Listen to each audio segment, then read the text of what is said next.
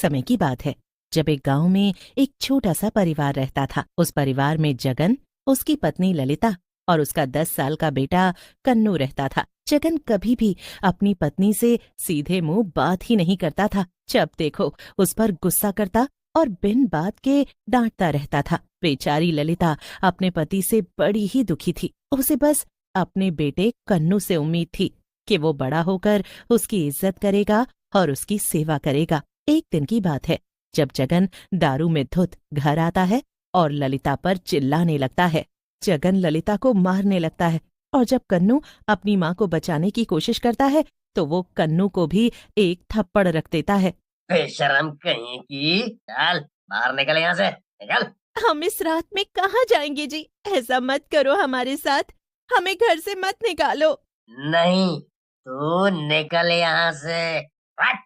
बेचारी ललिता इतनी रात को अपने 10 साल के बेटे कन्नू को लेकर घर से निकल पड़ती है। वो सबके पास आसरा मांगने जाती है पर कोई उसकी मदद नहीं करता। ललिता अपनी साड़ी का पल्लू देखती है। उसके कोने में कुछ पैसे बंधे हुए होते हैं जो उसने जगन से बचा कर रखे होते हैं। रास्ते से ललिता 4 रोटी लेती है और दोनों मिलकर थोड़ी थोड़ी खा लेते हैं। आखिर में बस एक रोटी बचती है जो ललिता अगले दिन के लिए रख लेती है। चलो बेटा, चलकर कहीं सोने का ठिकाना देखते हैं। ललिता और कन्नू काफी आगे निकल जाते हैं और एक खंडहर के बाहर जाकर सो जाते हैं। दोनों इस बात से अनजान होते हैं कि उस खंडहर में एक चुड़ैल रहती है, एक करोड़पति चुड़ैल जो मजे से खंडहर के अंदर सो रही होती है। वो चुड़ैल सोने से लदी हुई होती है और उसके आसपास ढेर सारे हीरे जवाहरात पड़े होते हैं। थोड़ी देर बाद चुड़ैल को रोटी की बड़ी तेज खुशबू आने लगती है। चुड़ैल उठकर सूंघने की कोशिश करती है। कहाँ से आ रही है इतनी अच्छी खुशबू? हाँ? लगता है आसपास कुछ बहुत ही स्वादिष्ट चीज है। उस चुड़ैल के हाथ पैर बेड़ियों से बंधे हुए होते हैं, इसीलिए वो उस खंडहर से बाहर नहीं आ पा रही होती और रोटी की खुशबू उसे बेचैन कर रही होती है। अब तो मुझसे रहा ही नहीं जा रहा, कैसे जाकर देखूं? आखिर कहाँ से आ रही है ऐसी बढ़िया खुशबू? चुड़ैल बड़ी ही बेचैन हो रही होती है कि तभी कन्नू की आंख खुल जाती है। उसे बाहर बहुत मच्छर लग रहे होते हैं, इसीलिए वो खंडहर के अंदर सोने चला जाता है। अंदर जाकर जब वो अपने सामने सोने से लदी और बेड़ियों में बंधी चुड़ैल को देखता है तो उसकी चीख निकल जाती है। कन्नू की चीख सुनकर ललिता एकदम उठ खड़ी होती है। कन्नू को पास न पाकर वो बड़ी परेशान हो जाती है और कन्नू को आवाज देने लगती है। कन्नू, कन्नू, मेरे बच्चे, कहाँ है तू? अरे तू पागल है क्या? इतनी तेज क्यों चिल्ला रहा है? क्या मैंने तुझे कुछ बोला? चुड़ैल कन्नू को चुप करा ही रही होती है कि इतने में वहां ललिता आ जाती है। ललिता सोने से लदी चुड़ैल को देखकर हैरान रह जाती है। हे भगवान, यहाँ तो चुड़ैल रहती है, चलो यहाँ से। नहीं नहीं, कहीं मत जाओ, मैं तुमको कुछ नहीं कहूंगी। देखो मेरे तो हाथ बेड़ियों में बंधे हुए हैं, मैं तुमको कैसे कुछ कर सकती हूँ? ललिता डरते हुए थोड़ा आगे बढ़ती है और चुड़ैल को ध्यान से देखने लगती है। उसके बाद वो उसके गहनों को देख रही होती है। आखिर तुम यहाँ इन बेड़ियों में क्यों बंधी हो? और ये इतना सारा सोना, ये सब गहने? ये सब एक लंबी कहानी है, मैं बाद में बताऊंगी। पहले तुम मुझे ये बताओ कि ये खुशबू कहाँ से आ रही है? कुछ तो है तुम्हारे पास खाने का? मेरे पास तो बस ये एक रोटी है।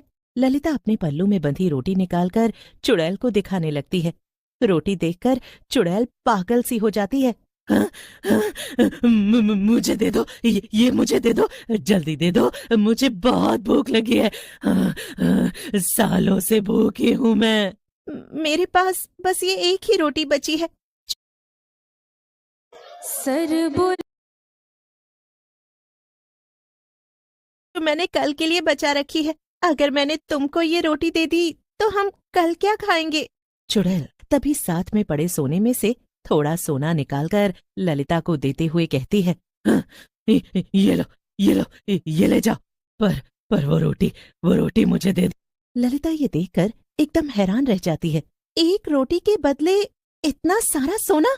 ललिता फटाफट वो रोटी चुड़ैल को दे देती है और बदले में चुड़ैल उसे सोना दे देती है। ललिता ने जिंदगी में पहली बार इतने सोने को हाथ लगाया था और चुड़ैल को शुक्रिया करके वहां से चली जाती है।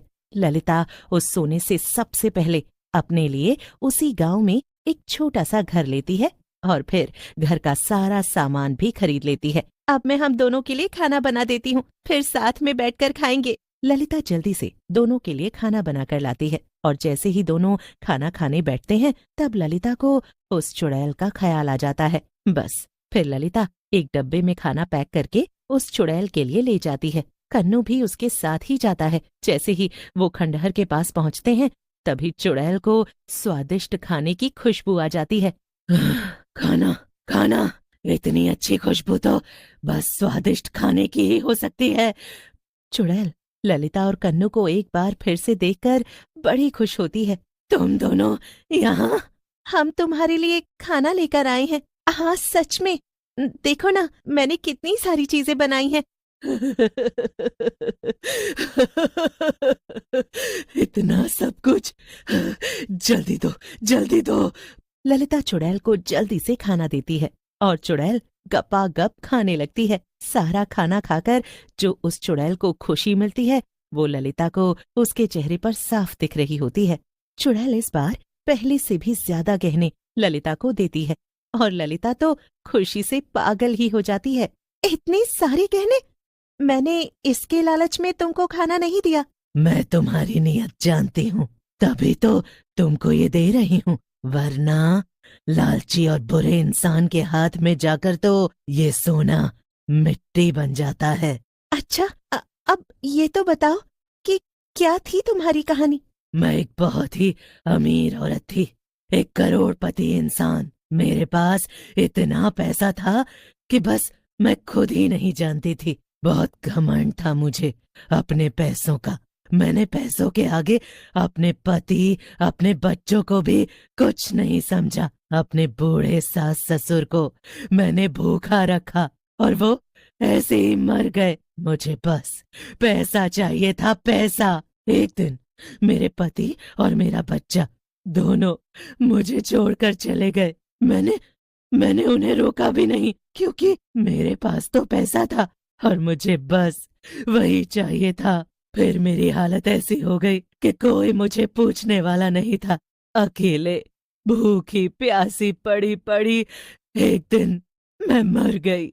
ये तो तुम्हारे साथ बहुत ही बुरा हुआ। हाँ, ये तो सच है कि जो तुमने दूसरों के साथ किया भगवान ने तुमको उसी की सजा दी है, पर फिर भी मुझे तुम्हारे लिए बुरा लग रहा है। तुमने मेरे लिए इतना सोचा, वही काफी है। क्या तुम्हारे आजाद होने का कोई तरीका नहीं है ना? जब कोई मुझसे भी ज्यादा घमंडी और लालची इंसान यहाँ से एक एक चीज ले जाएगा और मैं गरीब हो जाऊंगी, तभी मुझे इन बेड़ियों से छुटकारा मिलेगा। फिर तो मैं भगवान से प्रार्थना करूंगी कि जल्दी से तुम आजाद हो जाओ। उसके बाद ललिता अपने बेटे कन्नू को लेकर घर आ जाती है, पर वो देखती है कि घर के बाहर उसका पियक्कड़ पति बैठा है। दोनों उसे देखकर एकदम दुखी और परेशान हो जाते हैं।